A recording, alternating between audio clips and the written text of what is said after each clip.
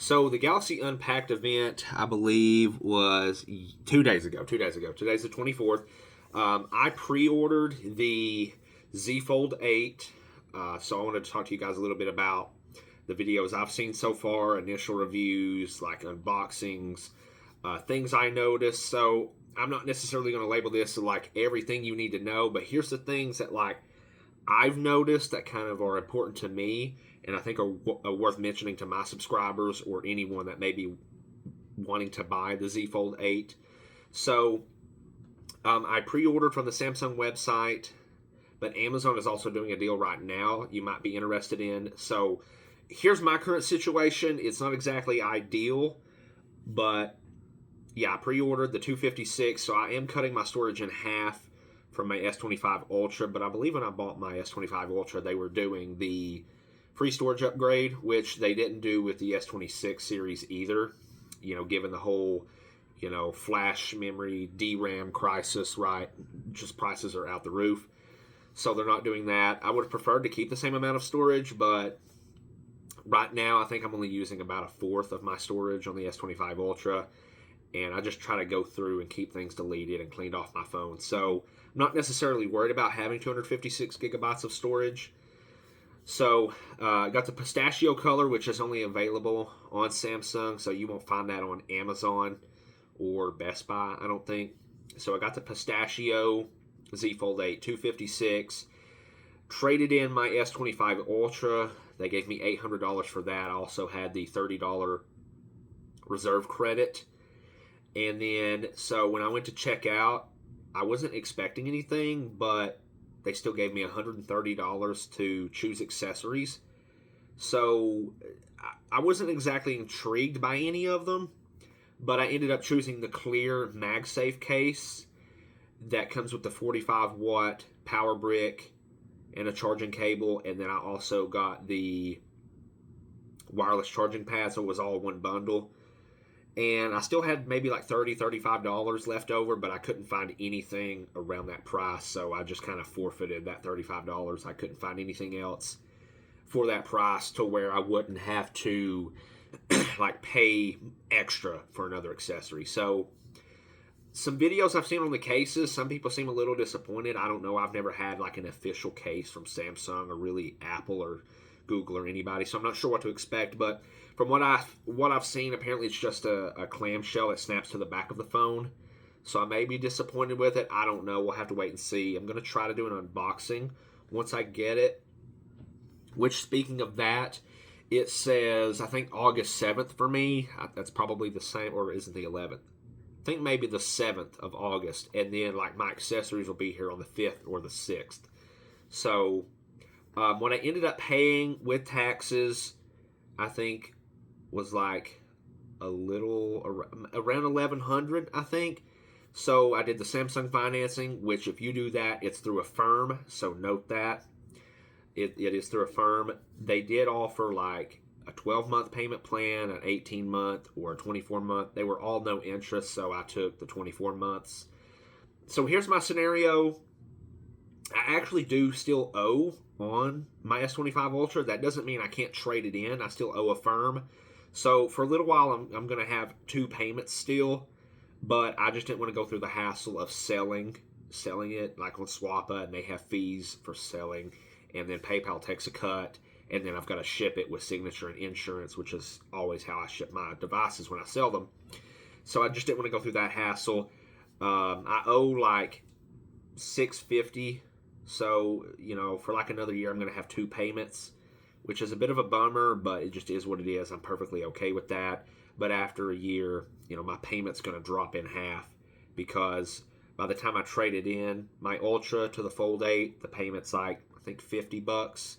So for a little while, I'm going to be paying about $95, but after the first year, that'll drop in half. But what I plan to do is the money that I save from getting my Ultra paid off, I'm just going to put that towards paying off my Fold 8. So that's my scenario. It's definitely a lot easier if you have your device paid for to trade in and just get what they give you. And Samsung really intends on people to upgrade every other year, not every year, For example, they're giving $1,200 for the Fold 7 towards either one. I think Fold 8 and the Fold 8 Ultra. They're giving $1,200 for the Fold 7. But for example, the Fold 6, which is 2 years old at this point, they are giving $1,100. So that tells you right there, they don't really intend for last year's Fold 7 users to upgrade. They want people to upgrade, from 2 years ago or more. So yeah, $800 for the S25 Ultra. I think they're giving $1,200, oddly enough, for the S26 Ultra, which has only been out 4 or 5 months at this point. So I mean, yeah, there's a wide variety of devices you can trade in. I think trade-in deals are pretty good in my opinion. No free storage upgrade. That's kind of a bummer, but if you know why, it makes sense. And there are, it doesn't apply to me, but there are military discounts. So if you have that, if you've served in the military or you're active, I believe that applies to you. So you can kind of like get the free storage upgrade because I think it knocks $200 off either device. Don't hold me to that. If you want to know more details about that, go watch Jay Williams' video. He talks more about that. So yeah, that's my scenario. I'm excited for it. I've watched Flossie Carter's unboxing, and I saw he's pretty hyped about the Fold 8. I think a lot of people are. It's just a new form factor from Samsung. It's something different. It's lighter than my S25 Ultra, so that's kind of odd because technically I get more screen real estate when it opens up. So it's a lighter device to carry in my pocket. For me personally, with my visual impairment, I hope the display brightness is at least on par with my S25 Ultra, which to me I struggle to see sometimes, but that's just a me thing. I know my eye disease doesn't apply to everyone, so I don't think display brightness is really going to be an issue for normal sighted people.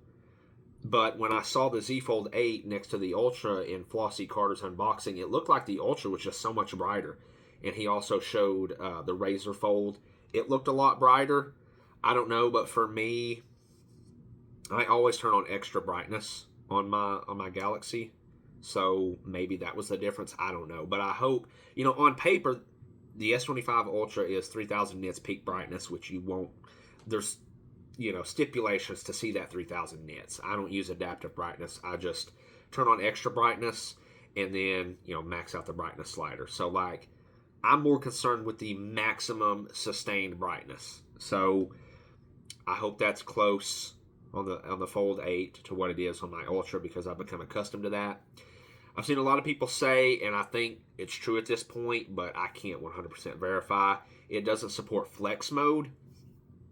And if you don't know what that is, you can kind of prop the phone up sort of like a laptop. So if you're watching YouTube and you want to prop it up, the video player will be on the top half, and your controls and part of your YouTube feed will be on the bottom half. Apparently, it doesn't support that.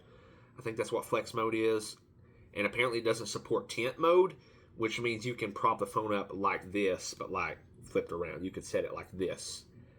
It doesn't support either of those, which I've seen people on X say, the fact that it doesn't support these modes makes this phone absolutely pointless. I think that's just a wild take. I mean, I know the phone's expensive, but I mean, it's kind of expected because now the standard Fold is now labeled the Ultra, and they have to come up with ways to separate the standard Fold from the Ultra. So, and also you don't have the, what is it? Is it a 3x optical zoom or 5x optical zoom? 10 megapixel. That's a super old camera at this point. I think the S25 Ultra has it, maybe the S24 Ultra, and I know the Fold 7 has it. So even though you get the extra camera on the Fold Ultra, a lot of people are like, come on, the same old 10 megapixel camera that's been used for 3 or 4 years now. So if you absolutely need it, then you'll have to get the Ultra. If you want the flex mode, you'll have to get the Ultra. But other than that, the under the hood specs are all the same. So yeah, excited for the Fold 8. The last folding like book style I had was the OnePlus Open. Just wasn't a fan of that. The screen brightness on that was a bit of a bummer, which again, you know, is more important to me with my eye condition. So I guess that's the reason I didn't see that mentioned in other normal sighted reviews. Is because, you know, to them it's not really an issue. But the OnePlus Open brightness was just a no-go for me. I had the Flip 5 for a little while. You know, that's pretty old at this point. Now the Flip 8's out, which is just a minor upgrade year over year. Pretty much the same thing with the Fold 8 Ultra. It's a minor year over year upgrade from the Fold 7. But like I said, they intend people who have like nearly 2-year-old devices to upgrade. That's where you're going to get the best credits. So yeah, I think that's pretty much all I have to say. Let me know if you guys have pre-ordered it. What details do you look for in a folding device? And I'll try to do an unboxing once I get my hands on it and the accessories, let you guys know what I think. So yeah, I appreciate you watching. I'll see you in the next video.